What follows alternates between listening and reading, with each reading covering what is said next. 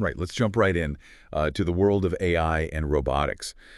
Specifically, we're talking about, humanoids, Yeah. potentially like in leadership positions. Oh, yeah. We found this Italian tech blog article that's making some pretty bold predictions, and it's really gotten us thinking. Yeah. They're claiming that this could actually be a reality within the next 15 years.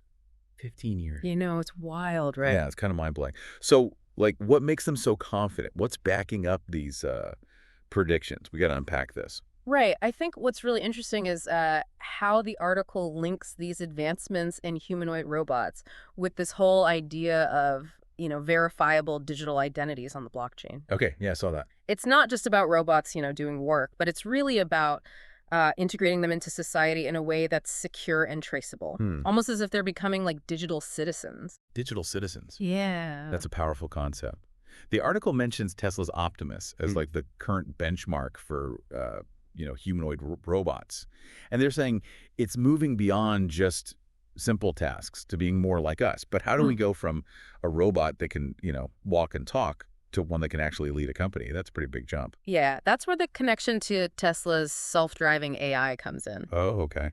Optimus actually uses that same technology to navigate and make decisions. So think about it. If it can navigate complex roads and make real-time decisions while driving a car, just imagine what it could do in a human-like form. Really? It's a whole other level of capability. Yeah, it's kind of like almost unsettling in a way. For sure. Like, if they're aiming for this level of sophistication, how do we ensure things like safety and accountability?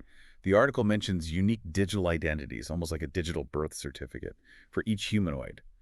Is that even, like, feasible? That's where verifiable credentials, or VCs, would come into play. VCs, okay. Basically, each humanoid would have this unique VC that's securely stored on the blockchain. This would allow us to track their actions, verify their identity, even grant them access to services, all autonomously. So, like, practically speaking, how would this actually work? Say, could a humanoid use their VC to, like, I don't know, enter a secure facility or authorize a financial transaction? These are actions that have real-world consequences. Right, exactly. Imagine a humanoid, let's say, working in a high-security lab. Their VC could grant them access to specific areas based on their clearance level, and it's all logged and verifiable on the blockchain. Or in finance, a humanoid could use its VC to execute a trade, but only within pre-approved parameters, right? So it creates this trail of accountability for every action. So there's a record of everything they do. It's all trackable. Exactly. That's kind of wild. That brings up some pretty big, like, ethical questions, doesn't it? If we're giving humanoids this level of autonomy and access, are we essentially, like, I don't know, creating a system of robot citizenship? Like, what rights and responsibilities would come along with that? It's a huge question. The article definitely doesn't shy away from those ethical considerations. Yeah. It emphasizes that we need, really robust security protocols to prevent things like misuse of those VCs. Right. Like, what happens if a VC is compromised? Yeah. Could it be used to, manipulate financial systems or access sensitive data? Yeah. Or even cause physical harm? Right. It's a scary thought. Yeah, for sure. We can't just assume that the technology will be flawless. You can't, yeah, we have to think about potential risks and, safeguards right from the beginning. Absolutely. And it's not just about technical functionality either. Yeah. The article also talks about how these humanoids would need to be able to adapt to, social situations and even mimic things like empathy. Are we really talking about robots that can understand human emotions? That's where things get, a bit more speculative. We are seeing advancements in AI that can analyze facial expressions, tone of voice, body language. But whether that truly translates into a genuine understanding of human emotions, that's still a big debate. So it's a big difference between, like, recognizing emotional cues, like you said, and actually feeling them, right? Yeah. If a humanoid CEO can't truly grasp those emotional needs of their team, could they really be an effective leader? I mean, that seems pretty crucial. You have a point there. The article emphasizes that for humanoids to be effective, they need to not just mimic, but actually learn and adapt to those really subtle nuances of human interaction. Yeah, it's complicated. It is. It would probably involve really sophisticated AI models that go beyond, like, simple pattern recognition and delve deeper into, human psychology. That's a lot. But even with all these advancements, the idea of, humanoids as CEOs still seems a bit like science fiction to me. Yeah. How does the article justify this prediction that this could happen in just 15 years? Like, what's the logic behind that timeline? Well, it points to the exponential growth we're seeing in, both AI and robotics. Hmm. Like, just look at the progress in the last 5 years. Yeah. It's incredible. The article argues that if this trend just continues at this pace, reaching that level of sophistication in 15 years isn't actually that far-fetched. Okay, so rapid technological advancement is one factor. Mm. But are there any, other trends that support this prediction? Yeah. Are there any, I don't know, real-world examples of companies already starting to, integrate humanoids into decision-making? There are, actually, and that's where things get really interesting. The article highlights early examples of companies using AI to automate certain aspects of leadership, like data analysis, risk assessment, even some forms of resource allocation. Oh, wow. So while it's not full-fledged humanoid CEOs yet, it's a sign, right? It shows that the lines are starting to blur. Yeah, it's like we're moving in that direction, step by step. Exactly. And the article actually goes on to explore some specific sectors where this might emerge first, things like engineering and finance. Okay, so why those fields? Well, think about it. They rely heavily on data analysis, precision, and objectivity, all areas where AI and humanoid robots could excel. That makes sense. So let's dig into those specific examples a bit more, okay? We were just talking about how some companies are already, dipping their toes into using AI for certain leadership roles, right? Yeah, we were. It makes this whole humanoid CEO thing seem a little less, out there. It feels like it's building on what's already happening. Right. And we touched on specific sectors like engineering and finance being, potential early adopters. Yeah. But honestly, I'm still kind of stuck on this whole digital identity thing. Yeah. Like, how can we be sure these VCs are actually secure, Uh-huh. that they can't be, hacked or manipulated or something? Huh. I mean, we're talking about giving these humanoids access to super sensitive information, Right. financial systems. That's a lot of responsibility. It is. And the article really stresses how important it is to have strong security measures baked right into that VC system. Think of it like, a human's passport. You can forge those, but a VC, ideally, would be tamper-proof because it's on the blockchain, right? Right. Every action, every decision, everything is recorded on this permanent ledger. Mm. So it creates this transparent history that you can always check. So it's not just about, identifying the humanoid, but it's about, keeping tabs on what they do Exactly. Yeah. and making sure they're held accountable. Accountability, yeah. That makes me think, could a VC be, revoked? Revoked! If a humanoid, did something unethical or, I don't know, went rogue or something. That's an interesting question. The article doesn't get into the specifics of how you'd actually enforce that, but it does say that VCs could be designed with certain limits built in, Okay. like safeguards. So, a humanoid's VC could be suspended if they violate a certain protocol or start acting in a way that's, I don't know, dangerous. Exactly, yeah. It's like a digital checks and balances system to keep them in line. That's interesting. But even with all these, precautions and everything, I think some people would still be pretty uneasy with the idea of, a robot making these big decisions that affect people's lives, Right. especially in leadership roles. Of course, and the article acknowledges that. Public perception and acceptance are going to be major hurdles to overcome. There's a level of trust that we have in human leaders, right? Yeah. It's not clear if people are ready to, extend that same trust to a non-human, even if it has advanced AI. Yeah. It's almost like we're, I don't know, writing a new social contract or something. Mm-hmm. One that includes not just humans, but these intelligent machines too. Right. But let's move on a bit. Let's talk about the practical stuff. Okay, yeah. Let's say a company actually does appoint a humanoid as CEO. How would that, change things in the workplace? Well, one of the arguments in favor of humanoid leadership is that they could be completely unbiased in their decision-making. Human leaders, we're influenced by our emotions, biases, all those messy human things. Yeah, that's true. But a humanoid CEO could theoretically just make decisions based on data, logic, and the goals that they've been given. Yeah, that sounds, great in theory. But is that always the best way to go? Don't we bring something to the table that robots just, can't? Things like creativity, intuition, empathy.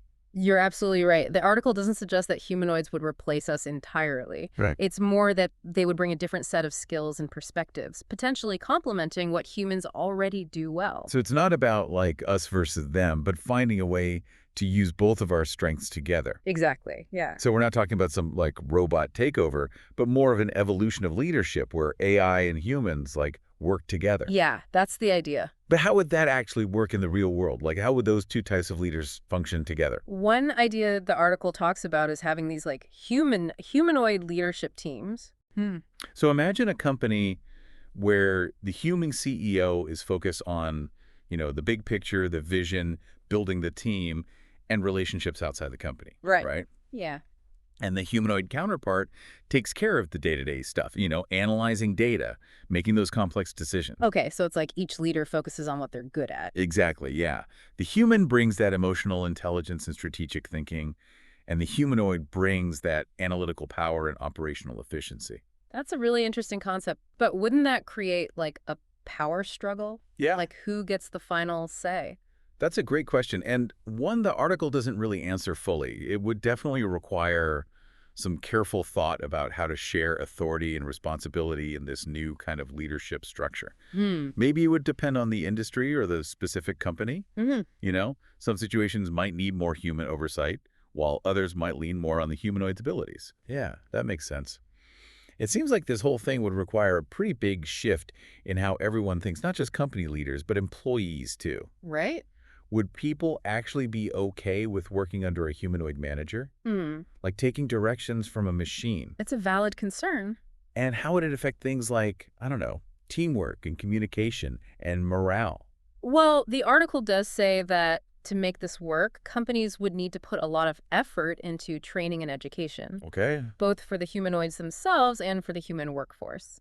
We'd need to learn how to interact with and manage these humanoid counterparts. Yeah. And the humanoids would need to keep developing their social and emotional skills. It's like a lot of adjusting on both sides. Yeah, for sure. It's a two-way street.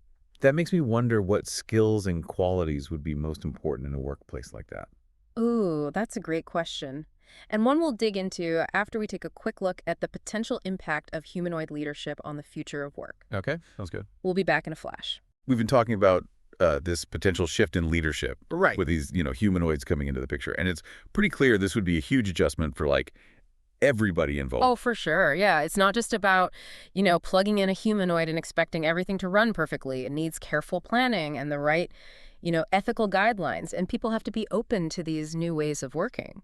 The article mentioned engineering and finance as those sectors where we might see humanoid leadership first. What makes them think that? Well, both of them really rely on data, analysis, precision, and being objective. Those are all areas where AI and humanoids could really, shine. Like, let's say in engineering. Okay. Imagine a humanoid in charge of a massive infrastructure project, like building a high-speed rail line or, a new power grid. So instead of a human project manager, we've got a humanoid juggling schedules and budgets and, all the safety stuff. How would that even work? Just think about how much data goes into something like that. Blueprints, material specs, weather patterns, regulations, and then constant updates from the construction site. A humanoid could handle all of that so much more efficiently than a human team ever could. It's like having a superhuman project manager who never gets tired and never misses anything. But could a humanoid really deal with the unexpected stuff that always comes up on a big project? What about the human side of things, like negotiating and, solving problems on the fly and managing a huge team of people with all their personalities and emotions? That's where this idea of humans and humanoids working together comes in. The article says the best model might be a human leader setting the vision and strategy, and the humanoid handles all the complicated details. So the human focuses on the big picture and the people, and the humanoid keeps everything running smoothly day to day. Exactly. The human brings their, intuition and people skills, and the humanoid brings their, analytical power and efficiency. That's a cool idea. But how do you make sure they're both on the same page? Yeah. That they both understand their roles? Communication and clear rules are super important. It means human leaders might need to let go of some control, and employees have to adapt to this new kind of leadership. It sounds like a lot of trust is needed on everyone's part. What about finance? The article mentioned that too. How would a humanoid CFO work? Imagine a humanoid managing a company's investments. It could analyze tons of financial data in real time, spot trends, assess risk, and make trades way faster and more accurately than any human could. So instead of gut feelings and, market intuition, it's just pure data driving everything. Huh. But what about the unpredictable stuff? The things you can't plan for? Even the best AI can't predict everything. But the article says a humanoid CFO could be constantly learning and adapting, and that might let them manage risk better than a human who could get, emotional or make mistakes. It makes you wonder if companies would be more or less likely to take risks with the humanoid calling the shots. It's hard to say without seeing it in action. It probably depends on how the humanoid is programmed, what their goals are, and the company's own, attitude towards risk. This all brings us back to what we were talking about before. What skills do people need in a workplace with humans and humanoids working together, maybe even sharing leadership roles? The article says things like adaptability, creativity, critical thinking, and emotional intelligence will be really important for humans to succeed. We have to be comfortable working with intelligent machines and using our own unique skills. So it's not just about, coding or understanding algorithms. It's about being flexible, thinking in new ways, and being ready for a world where the lines between human and artificial intelligence are kind of blurry. It's a future full of possibilities and challenges, for sure. Yeah. And we have to be a part of shaping it, making sure that technology helps people and not the other way around. That's a great point to wrap things up on. This deep dive has definitely given us a lot to think about. The future of leadership is changing, and AI and robotics will be a big part of that. It's up to us to manage this transition in a way that's, thoughtful and ethical, and that builds a world that works for everyone, humans and humanoids alike. Well said. The future doesn't just happen, it's something we make together.